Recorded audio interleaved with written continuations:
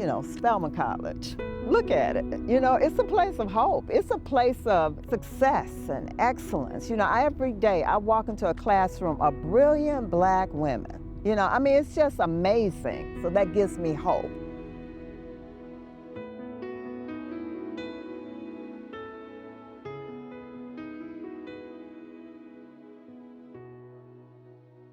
I'm Dr. Cynthia Neal Spence. I serve as the director of the Spelman College Social Justice Fellows Program. I'm Alex Commerdale. I'm the Vice President of Policy and Research at the Atlanta Wealth Building Initiative. My name is Kyle Walcott. I am the President of the Emerging 100 of Atlanta. Most African Americans know their history. We know that from the stories that our grandparents have told us, our great-grandparents have told us, and those stories have always, in fact, been centered around the disenfranchisement of us based on who we are and based on how we were born.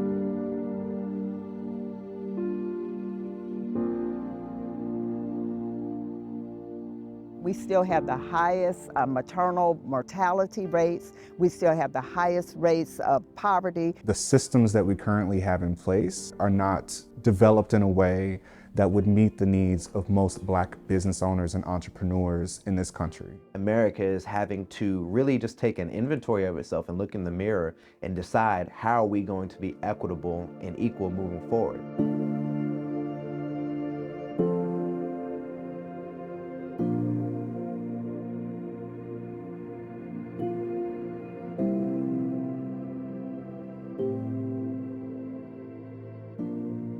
I'm really a bit tired of hearing what the problems are. We have a George Floyd bill that yet has not been approved. We have a John Lewis Voting Rights Act that has not been approved. We have individuals who are serving at the federal government, at the state governmental level, who really are demonstrating behaviors that suggest that they don't really care. I'm proud to call myself millennial. Those leaders, those civil rights activists who have come before us, they all understood the importance of voting being the thing that allows you to gain the life that you want to see moving forward.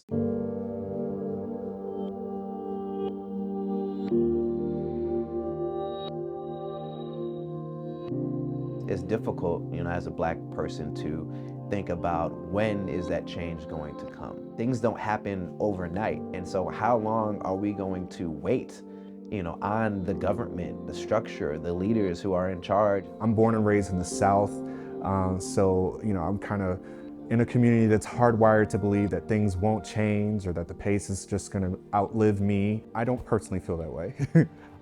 If I was hopeless, I wouldn't be in this work.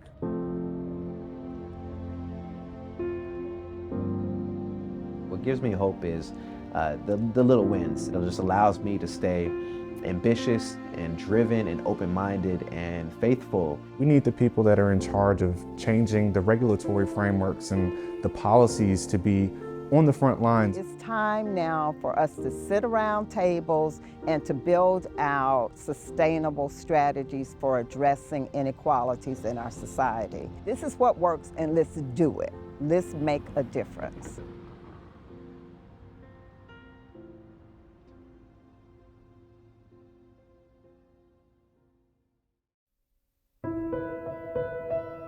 It really is like another family when you belong to a church.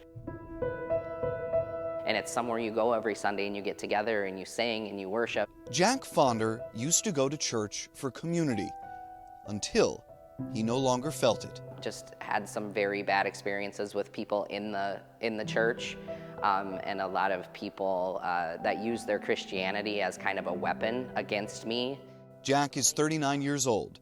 Assigned at birth as female, he transitioned 2 years ago and today identifies as a man. I struggled my whole life not feeling right, not feeling complete, not feeling like I was living the life I was supposed to lead. I'm from South Dakota, born and raised, lived here my whole life. I didn't know that being transgender was a thing. Now, whether at church or throughout his state, community has become much harder to find. It's a struggle because the Midwest has this atmosphere of community and everybody belongs and you can be best friends with your neighbor and everybody loves each other, but that's not the same thing that we feel.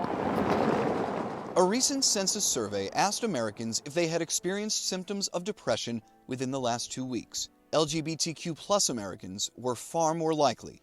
In nearly half of the states, at least 2/3 reported depressive symptoms. At the top, South Dakota, where 7 of 8 LGBTQ+ residents reported depression. People were a lot more physically violent with me. Key Johnson is 18 years old. They work with trans students and are a trans student. There were slurs hurled at me. At one point, people had slurs in my locker. Living in South Dakota as a trans youth has just been awful. There are verbal and physical attacks. There are bills in the state legislature that many trans individuals believe target them. And there is the larger feeling of isolation in a region where isolation is often considered a virtue. You're not going to just walk down the street. You're not just going to log into Facebook or any social media here and be like, oh, there's a trans person, there's a gay person, there's a non-binary person. That's not something you're just going to see unless you're actively trying to find it. You are instantly taught that you are the outlier in this situation and you need to hide yourself. In a place so spread out, silence is too often the response, and alliance too difficult to find. But in South Dakota's largest city, a book co-op displays pride flags and signs, and a church houses a group working to build community. 5 years ago, my son came out as transgender. I was told that my child had gender dysphoria. My reaction was, what is that, and how do we get rid of it? How do we fix it? Susan Williams educated herself and embraced her child. Today, she runs the Transformation Project, which provides clothes and resources to trans individuals across South Dakota and beyond. We still have people here who are thrown out of their houses when they come out to their parents. We have people that come to us that are homeless and asking for help because they don't have anyone to support them. It's just a simple thing, giving trans kid clothes that reaffirms their gender, but it's huge in the eyes of trans kids. We don't get that most of the time. It's challenging to find community when you struggle for acceptance. That challenge extends to the Transformation Project, simply by where it sits. There are transgender individuals who will not come to a support group at a church because of the pain that they have gone through in their lives related to how people at the church have treated them. Not this church, but other churches. If I could move, I would. It's why Jack Fonder no longer goes to church services, but he will walk into this church, because here he feels welcome, in a place where too often he doesn't. Everybody wants to belong. Everybody wants to feel that they belong somewhere and that they're welcome somewhere. In Sioux Falls, South Dakota, I'm Matt Pearl.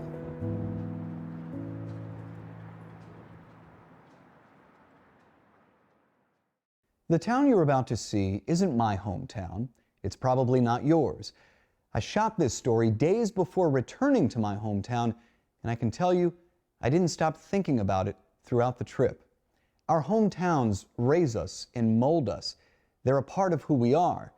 And this town, for sure, is a part of one of my teammates.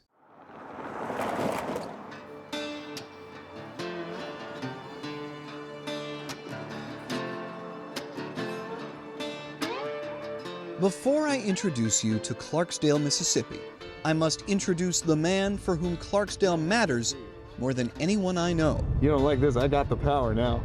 That you do. He is Justin But McCray. The power is always behind the camera. If you watch one of my stories, But it's okay to be in front of the camera. there's a good chance he What's shot going on, it. man? How you doing? I'm doing good, man. It's good to be home. Clarksdale, Mississippi, that is. Justin speaks about being from Clarksdale with a smile and a puffed chest. But this story isn't about Justin, and it's not totally about his hometown. It's about the feeling of watching one's hometown slip away. It's depressing to go back home to see the place that you love so much. Just really feel like it's on its last heartbeat. Bypass has affected Clarksdale so much. Highway bypasses are often spearheaded by state leadership. They pledge to reduce truck traffic and congestion while letting drivers go faster. They often get opposed by the small towns and cities who get bypassed and whose businesses miss out on money. How many people were you expecting today? Well, I didn't really know. Eugene Hicks Sr. and Jr. have made money and maybe millions of hot tamales. They're the centerpiece of a town with well-known native sons and a reasonable claim as the birthplace of the blues. But today, And you look at that history here, because I'm one of the few that's left. Everybody else pretty much gone. Highway 61 follows the Mississippi River from Louisiana to Minnesota. It no longer runs through Clarksdale, rerouted as a bypass nearly 20 years ago. When people leave, their money leave with them. Johnny Newson's name is literally all over Clarksdale. Newson is also the president of the County Board of Supervisors. You want a clean press and stars. In a county that's lost tens of thousands of residents. If you have a bypass, which is almost like a U, it's designed to take the traffic around the city, then you don't have that traffic coming in within the city. Studies on bypasses have reached mixed conclusions, but the consensus is this. If a town is already thriving with a diverse economy, it's less likely to be affected. If a town is struggling, there's a good chance it'll struggle more.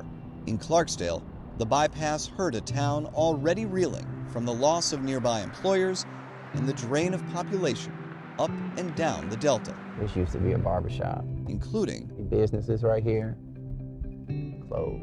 My teammate. You know, it's very mind-boggling when you come back and we're this 6 months or a year later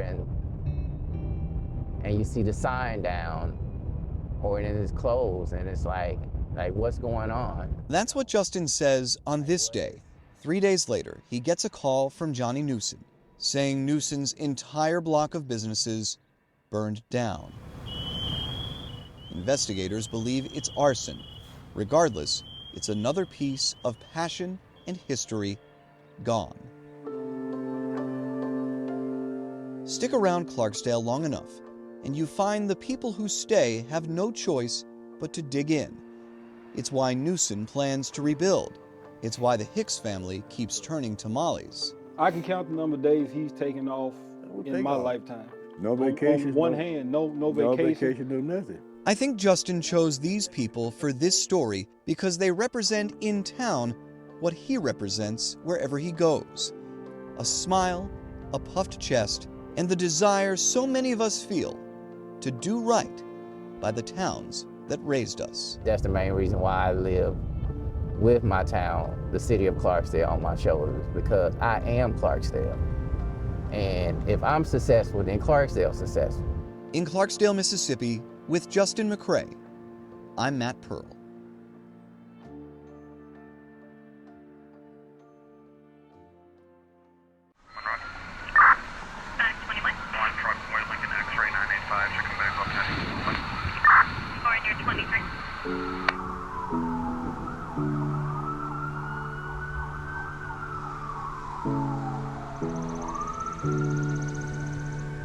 Black lives matter. All lives matter.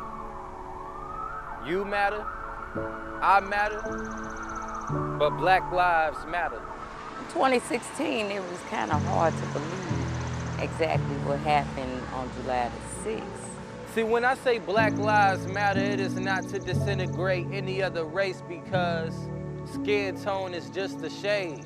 Because I lost a piece of my heart. Started around 9 o'clock last night with that traffic stop on Larpenter Avenue in Falcon Heights. That's where an officer opened fire on Philando Castile as he sat in the passenger seat of a car driven by his girlfriend with a child in the back. Actually, I talked to Philando the day before he was murdered, the same way that pretty much Alden Sterling was murdered by the hands of people who were supposed to protect us. Living different lives, and we all have lives, and we all matter. But black lives matter, you see. You know, I lost my friend right here on this road here, man. So, Philando's also somebody who motivates me right now to this day, man. A lot of the stuff I'm doing right now to this day is because of Philando.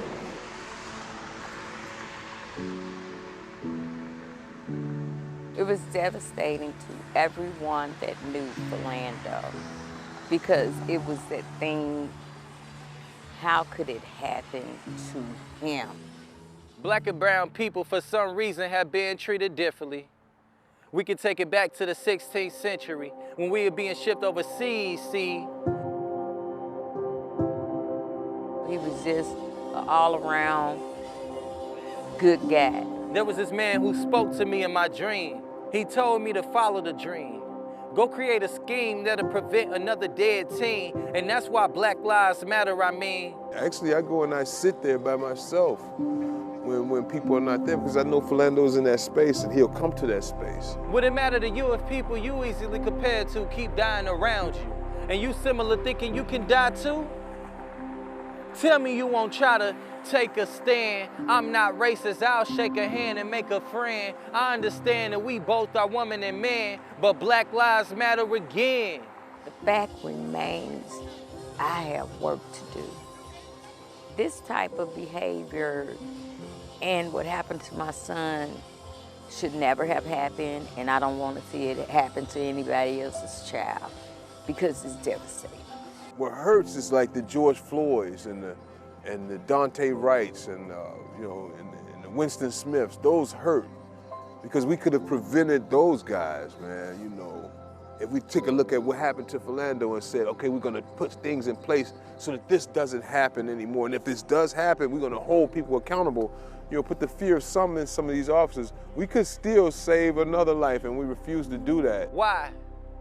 They just killed another brother again. It put me in complete attack mode, ready to attack those ones who pretend we don't matter, when our lives do matter. But see, I would rather live together in peace than fall apart from hate. Though it is a shame there are many that would hate every word in this poem, I wonder why it took this long to realize Black Lives Matter. Until they visualize our children the way they visualize their own, it's gonna keep on happening. Until the color of your skin is no longer significant. I look at today and I see blinded youth, more lies than truth. All lives are truly worthy to be appreciated, but I don't feel appreciated. So I gotta make a change. Well, I say again, with a raised fist and a picket sign that's easily recognized with a bunch of people behind me, all agreeing to the fact that our lives are black and we matter. If you ask me what I think he say right now to us, just keep on fighting for me. Keep on fighting for me and people that look just like me and people that dress like me. Keep on fighting for us. I always recognize the community, and I'm so grateful that they be loving on Phil and still remembering him, and that's something that I do. I want to make sure that there are some remnants of my son throughout the state of Minnesota. I want him to leave his footprints of his existence on this planet. It's a lovely day because there's a lot of people out here eating, listening to music, kids playing games, running around. It's always good to see the community come together, and I will do this every year until my death. You matter, I matter, all lives matter. But what is more urgent is that Black Lives Matter. Rest in peace, Philando Castile.